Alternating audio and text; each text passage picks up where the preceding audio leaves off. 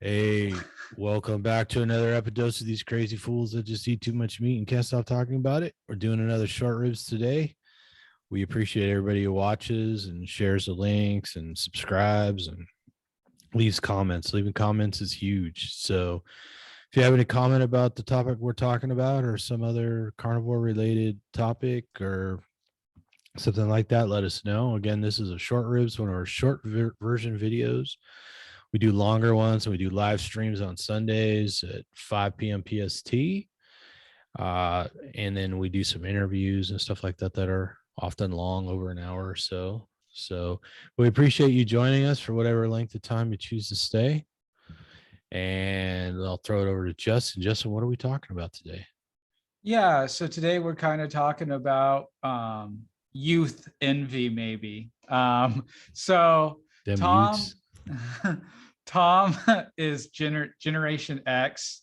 I'm a millennial, more or less. But in this space, typically it's kind of an older person's game. I mean, it seems to be most of the people in this space are older, not always. I know when I started, I was just 30 and I was a bit on the younger side. But now we have people like Bella, who's what, 26, JC's 24. Trying to think of a couple others, but Michaela Peterson, of course. I think she's like 26 now, but she's already been doing it for a About few years. Barbara, our little buddy Barbara, Barbara. Act like Barbara. how old is Barbara? You She's say got to my be, age? she's about, I thought she was about JC's age, Lady Carnivore's age, but maybe she's, I don't know. I assume she was, but maybe Well, she's being carnivore, it's hard to tell, right? But so the reason why this came up and why I thought it'd be an interesting topic, just more fun, not really trying to be too catty, but was that there was a post from someone on one of the carnivore groups that, the dude was 19 and starting carnivore, and I'm like, man, your life is just going to be right. so easy. I feel like, who knows, there could be other things that could happen, right? But it's like, I, for one, it's a bit emotional for me, honestly, because I, for one, my 20s, like, I was diagnosed with chronic severe migraines at age 20. So I went a decade struggling with this horrid, life debilitating illness, not to mention also the sinus infections since being in my teens, some gut issues, all the rest of it. And it's like, man, I just feel like the missed opportunities, the missed jobs, the failed tests in college, the difficulty keeping relationships, all this stuff could have been avoided, alleviated, or at least been less stressful had I been eating correctly, And so, yeah, it's easy to get emotional. And I'm sure everyone that starts this diet, not from the start and really likes it, wishes, man, I wish you could have done, everyone's is, my only regret is that, I could have done this earlier, and I really feel that. I got off lucky starting at 30 comparatively. Tom, you started keto, like what, 43 or something like that? 44? Uh, yeah. So it would have been 47, With keto? I thought you were keto 46. 46. Oh, I thought you Yeah. did keto for a few years before carnivore. No, I actually was only keto for uh 8 to 10 months before I went carnivore. Oh, huh. I I feel was like I knew that, but maybe it just never hit me until like It's years well, later. it's kind of a long tail, but the first time I tried like a high protein diet was probably in my mid 30s or something like that. The story goes, I was stuck in an airport. My flight got canceled, but my luggage was already gone, and I had nothing. I think I was going back to visit. I was going from California to Chicago or something like that, and I was in the airport with nothing to do for hours. And so, what do? You go browse around the shops, and I saw that book Protein Power by um is it Dr. Eads? Is that how you're I think supposed to say so. his last name? Yeah. Yeah. So I started reading that, and then I went high protein, but I was doing a lot of like protein shakes and stuff like that. Like I didn't really know anybody else who was doing it. And I think that was around the time where you were hearing about Atkins, but Atkins was kind of higher protein, but not necessarily as low carb as we would be, right? Because there were still some carbs in there. And I had weird things happen, like my eyesight got better. I had a cavity that remineralized. Like I went to see the dentist. He's like, you had a cavity, but it filled itself in, I'm like, what? But of course, that was when there wasn't a lot of information on the internet. It wasn't like back then you just couldn't Google everything. And I, that was pre Facebook. So there wasn't any Facebook groups, so I probably could have stumbled onto something else at some point that would have, but I didn't. And I kind of floundered, and I was still drinking soda and stuff like that, and then so that was kind of my first foray into it. But then it wasn't until years later there was another something in there. But most of my world as far as fitness went was like the food pyramid and bro science, right? So nothing will screw you up more at the gym than bro science. So all these things that get repeated as fact, which they're typically inaccurate or just out of context is what it is.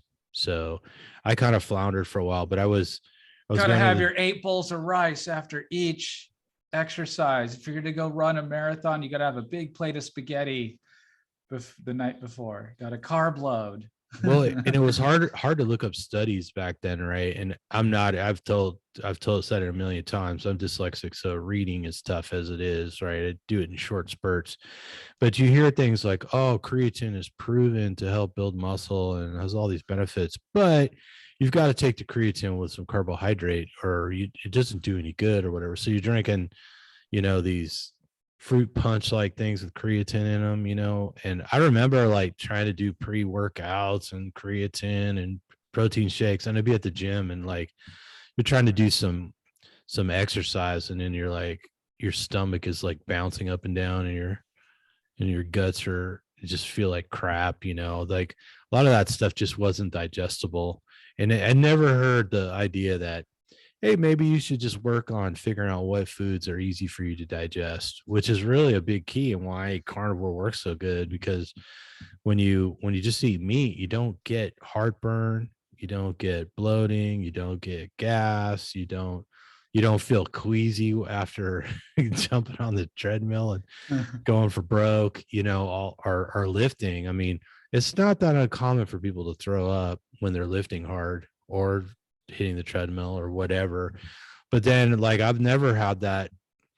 I pushed myself really hard where I got queasy, but I think I just had surpassed my maximum heart rate too long or something like that. And rowing too, like you go for broke on 500 meters and then you stand up and you're like trying to get more air in. You're like, I think I'm going to die, but you can't even talk. So but it's not like you're not uncomfortable all the time like you were. And my muscles used to hurt all the time. I'd go lift and then my muscles would be screaming the next day. Like you go to put your shirt on, you're like, oh, I can't even lift my arms over my head.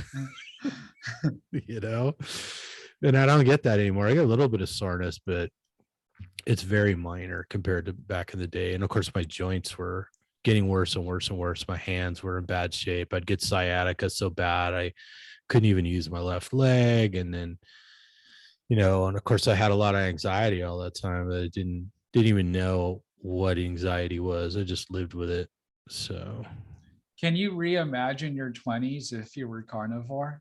Like not in regret, like this isn't a poor me episode, but it's just like, are there just instances in your head that are like, damn, if I was carnivore, this situation, or yeah, if I had just had steak and eggs for breakfast and forget about all the protein shakes and creatine and pre-workouts and all that, if I had just skipped all that and just had steak and eggs, I'd be a different person for sure. I mean, I'm sure I would have been a lot leaner the whole time. you know, I would have been a lot stronger. I wouldn't have had the joint pain. And just the thing of living every day with allergies, because like my seasonal allergies pretty much just went away until I had the modern pestilence. Then I came back for like a month or two, couple months of just clogged sinuses, but you know what, then they went away again. But I lived year after year with just the doctor giving me all kinds of antihistamines and then drugs to make the antihistamines more powerful and on, and then drugs to deal with the side effects from the other drugs, and then painkillers and stuff like that for the joint pain, and then constantly having to get bigger and bigger clothes because you're just gaining weight. And well, the next phase of eating for me was like, oh, I gotta eat, you know, quinoa and basmati rice and more vegetables and eat salads 3 times a day, and you know, only lean chicken breasts or maybe some lean sirloin or whatever, you know, here and there, but you got to eat it sparingly. You got to, you know, so that, and that's when I really started, was at my worst, like sciatica and arthritic pain and anxiety and digestive issues, heartburn. I mean, when you gotta drink Alka-Seltzer or something like every other day because the heartburn is just torturous, that's your diet, you know. That's your diet. Just your body telling you you're eating the wrong food, which a lot of that, I think a lot of my heartburn was related to vegetable oils. So Yeah, and a message I'd like to say, if there are younger people, which I hope there are, and I think this message is going to continue to get out to younger and younger people, which is awesome. You know, they're going to have, oh man, if it wasn't for other things going on in the world, man, life would be golden. Like, man, my dream to be 20 and it's 1990 and I'm carnivore. You know what I mean? Like, wow. But anyway, all that old fantasy aside, you know, all the stories you get, right? Oh, once you hit 25, it's all downhill from there. Once you hit 30, it's all downhill from there. Or, you know, oh, my back starts to hurt, or oh, my hip, or I'm getting cramps, or, you know, this thing. And it's like, oh, you're just getting old. You know, even the doctor will tell people that, like, oh, these are age-related illnesses. You know, and we come to find out, no, they're not. They're poor diet and poor movement illnesses, you know. I remember my friend Brad saying one day, he's like, man, it's like when you hit like 24, 25, 26, 27, all of a sudden your body just stiffens up, you know, and you can't hardly move. Because when you're younger, you know, and you're hanging out with your friends, you're horsing around, you're throwing the football around, you're playing basketball, you're playing catch, you're get into wrestling matches. This is no big deal, you know, like throw each other around like rag dolls, and then you're all laughing, have a good time, and you're fine. And then by the time you're 27, you try and do that, you know, somebody's knees hurting, somebody's back's hurting, you know, somebody's neck is hurting.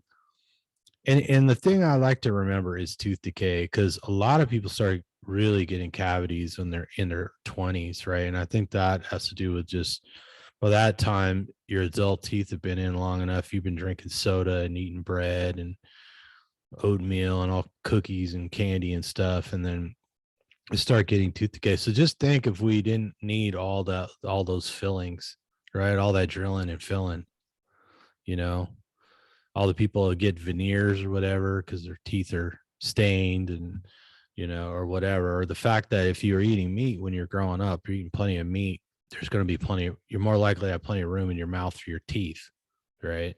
Right. So yeah, I am envious because, yeah, like I said, I didn't really start, you know, low carb in earnest till I was 37. Yeah. So it was like January 2017 when I started reading the books and stuff like that. So, well, I guess I started reading them in like the end of 2016, the very end right there was when the first real conversation sort of started with my friend Aaron. And I think that's when we started with Why We Get Fat from Gary Taubes. It was kind of our gateway book. So, yeah. Would you still recommend that book today?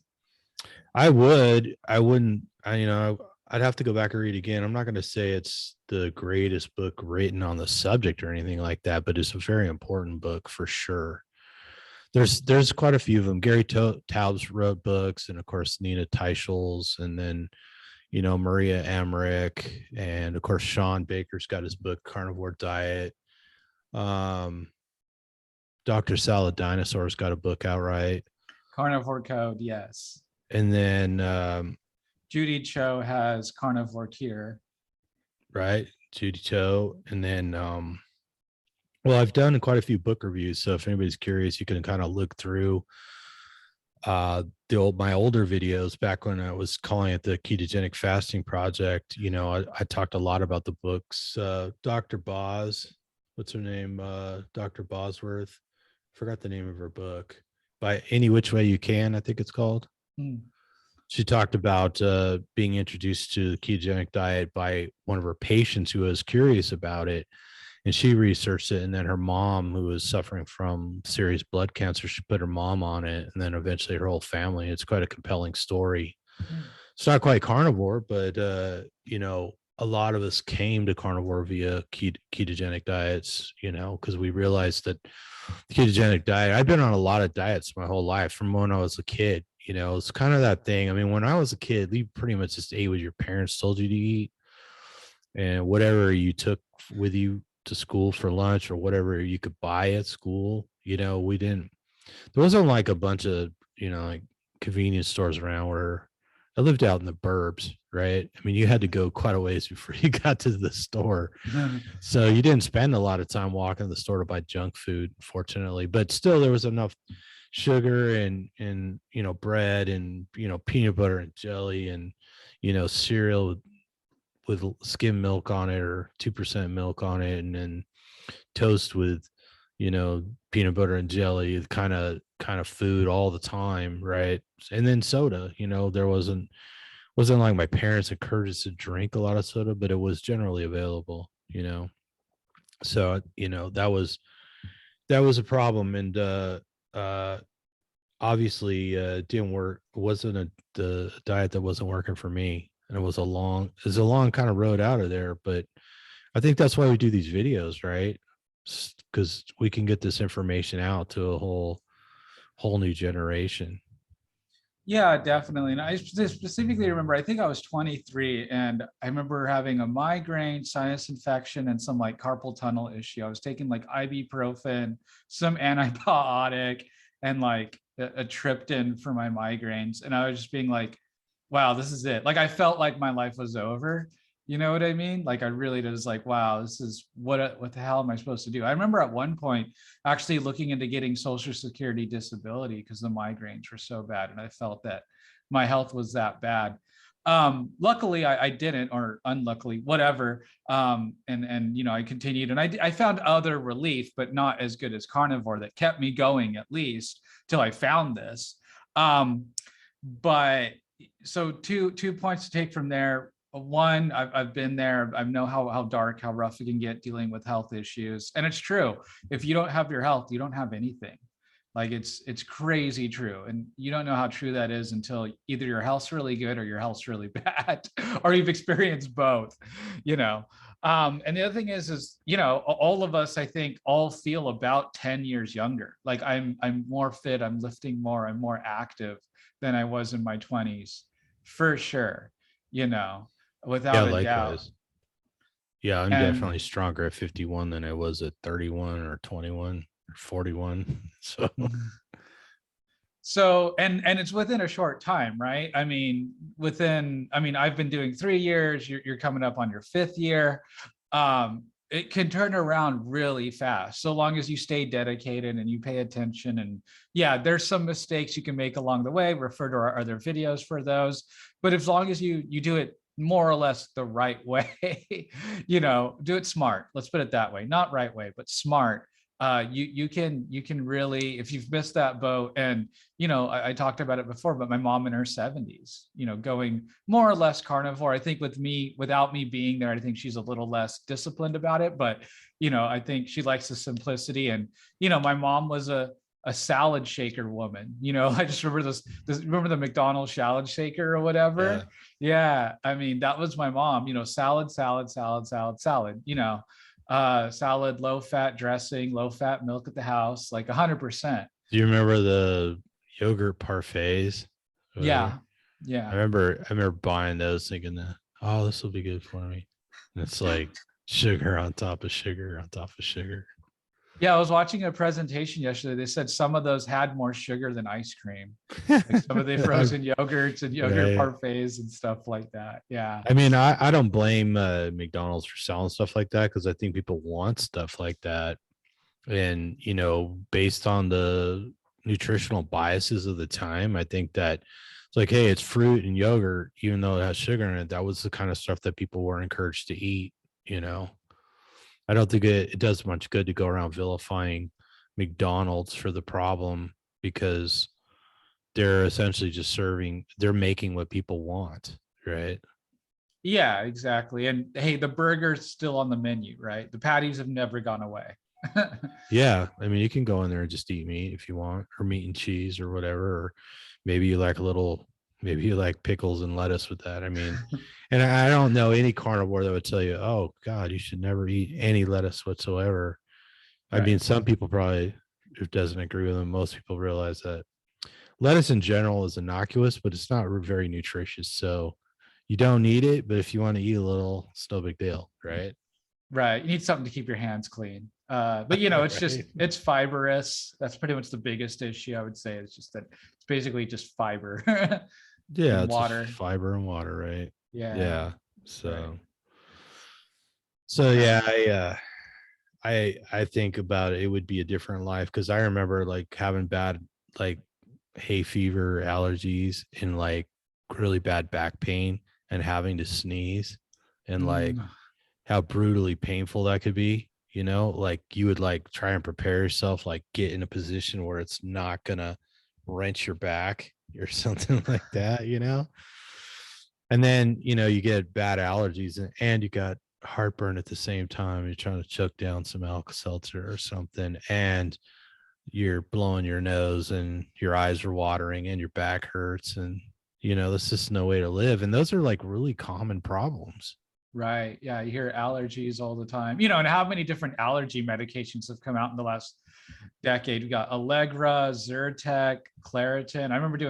I remember before school with sinus infections, I thought I had found the key. I had found the secret was to take 2 pills of Aleve, cold and sinus, and Claritin all at the same time, and I'd be good for the day. You know, of course, I had to do that again the next day and the next day, which isn't good for you. But you know, I thought that was the best. Like, oh man, I was so happy to find that combination of and that's what's so sad is that a lot of people don't understand is that medications are often tested alone. And a lot of the times we don't know the effects of combining many different medications like that. You know, sometimes people will take Aleve, Tylenol, and Dayquil all at the same time. And you're like, probably shouldn't do that, you know? You Yeah. just because they got back pain, right? So to treat the back pain, they're taking some ibuprofen. They're coming down with a cold, so they're taking Dayquil, right? And then they had trouble sleeping at night, so they took some NyQuil or Dexatrin or whatever it's called at night, you know? Yeah, well, I mean, we're lucky we live in an age with all these modern remedies, you know, but the thing is, we need those modern remedies, I think, more than anyone before us in history because of our diet is so bad, you know. And you know, if you look it up, I think you find that like Tylenol is one of the leading causes of liver disease, Right. right? Liver damage. And, you know, so you're taking things like aspirin and, you know, Tylenol or acetaminophen and stuff like that. And you don't realize there's a negative side effect, right? And it tends to be accumulative. And it seems safe because you haven't noticed any problems, but over time, causes problems.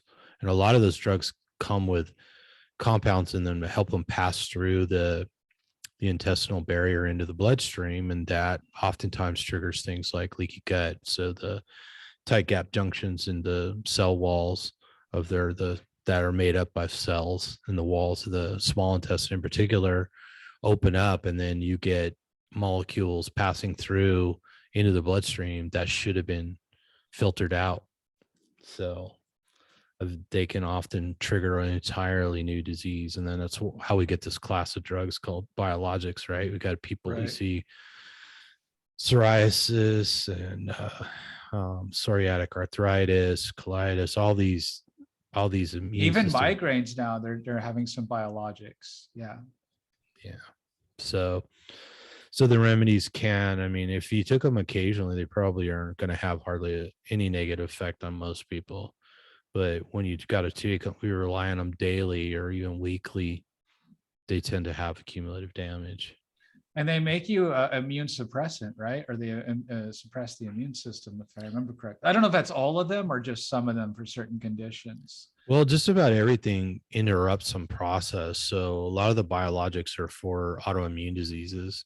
And so they're suppressing your immune system, even if it's in just a certain capacities, right? It may not suppress all of your immune system, but that's why, the disclaimer on the ad says, let your doctor know if you suffer from these infections, or, this may put you at greater risk for this infection or cancer, because, as we understand it now, the immune system frequently kills cancer, right? So cancer in your body oftentimes is resolved by your immune system. So when you take, a biologic, you essentially are impairing your immune system to some degree. This is true of like statins too, right? Statins are basically interrupting the pathways that help your liver create cholesterol. So when you take a statin, you're impairing your liver function, at least to some degree, right? Yeah. And, again, just another layer of the things you can avoid starting young with a keto carnivorous diet. And just one more point I'd like to throw in here is that so there's all these discussions about organs necessary, organs unnecessary, honey, not needing honey, fruit, carbohydrate a little bit, etc. And at the end of the day, we don't really know. We just don't have the data. There's not enough people that have been doing this long enough. But there's some people in the community that have kids, that are raising their kids, probably not absolute 100% strict carnivore because they are kids, but eating head and shoulders better than we ever ate. And I'm excited because I'll see what happens to those kids, right? And if they end up needing some organs later on, that might be a sign of something. If they end up having to incorporate carbohydrates, that might mean something. And at least I think that's the best test that we could possibly do. Again, that's still not scientific, but it's interesting. And so we have our opinions on those things. We think we know, but and there's other people that have other data that truly believe that they know. But for me personally, if it came out that, hey, you do need 200 grams of carbohydrates a day for a certain process, I would believe it. I'd be like, okay, well, all right then. Yeah, and I suspect we don't need the carbohydrate because we don't have any studies that show that human beings need to consume any carbohydrates whatsoever. And when you look at it from a historical context, they generally weren't available. And when they were available, it was for very short periods of time each year, and it's regional, right? So human beings clearly managed to evolve on this planet without access to carbohydrates. And I think some of the studies, even on starchy tubers, showed that finding, digging up, and processing starchy tubers so you could actually digest them took more calories than you could derive from them. So aside from some occasional seasonal berries and grapes and stuff like that, maybe a little bit of tree fruit, we generally evolved away from eating plants. That's sort of seems to be the evolutionary model, is that as as we evolved from the previous hominids, we evolved in the context of probably eating the remains, the leftovers from other predators, the meat that was left behind, the bone marrow, the brains and stuff like that. And then as we morphed, became excellent at throwing things and making tools and stuff like that, we became apex predators. And that really seems to be the model. And I think this works both if you take it from us evolving on the savanna type plains or prairie type plains, or whether we were semi-aquatic, because we clearly, if we lived in coastal regions near water, we clearly ate lots of marine mammals as well. So the fact that we can dive in the water and hold our breath, and when you see a human being dive in the water, we actually are quite efficient at it. We lost our body hair. We have more body fat than most other primates, at least ones that live on a natural diet. We have the clear sclera of the eye, and so on and so forth, the different shoulder, different hips, and of course, a very, very rich history of making tools, right? That's really what set us apart. So we really evolved to be a meat eating, tool making, technology developing being. And that's just how nature made us. So You just couldn't resist, could you, Tom? I was trying to be nice. I was trying to give him the benefit of the doubt, and you just shut him down. Just fine. I was trying to be nice, though. There you go. no, you know, and I've always said, I mean, I think everybody can tolerate a certain amount of plant food, but I think people need to, the real goal for me is to get people to understand that plants aren't benign, right? Right. There's anti nutrients in there. There's toxins. You know, I was reading those studies that showed that basically like green tea extract blocked the absorption of all nutrients, right? Oh, wow. Kind of works good if you're just trying to lose weight, but it's going to push you into malnourishment. And of course, they come packaged like a lot of things with oxalates, right? So Right. then you got that issue. So anyways, but yeah, you know, and neither one of us has ever shamed anybody because they ate a little bit of plant food or they enjoyed some berries or Right. whatever it is. They had birthday cake on their birthday or whatever, you know, or they chugged cider for 6 months straight, whatever it was. Yeah, exactly. We're not here to shame, although there's a couple of people that will take their carnivore card away from them, but they did it to themselves. What can we say? Yeah. Did you see that interview Bart did with John Venus?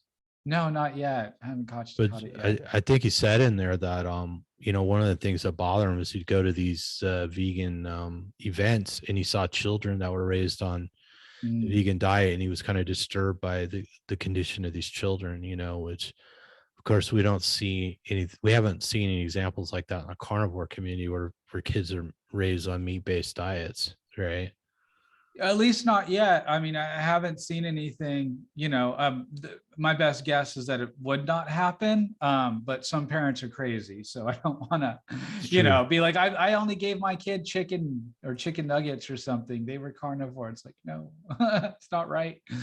But yeah, I mean, like Sean's kids, right? Kelly Hogan's kids, Judy Cho's kids, Bella's little brother. I think he's like 13 or 12 or something like that. I think she has like a 12-year-old sister too, or something like that.